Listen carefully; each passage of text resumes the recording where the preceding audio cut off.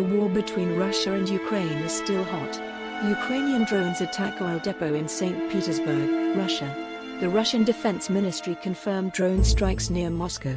It was also reported how the military intercepted other drones in the northwestern region of Leningrad, the area around St. Petersburg.It was reported that a fire occurred with a burned area of 130 square meters. A security service source said there was damage to the oil terminal but did not provide further details.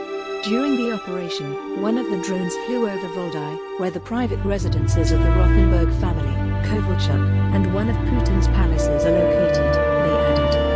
Putin's residence in Valdai is located in the Novgorod region of Russia. It is halfway between St. Petersburg and Moscow. The war between Russia and Ukraine has been going on since 2022. The war, which was sparked by Ukraine's desire to join NATO, has caused energy and food prices to soar, considering that both are a source of these commodities.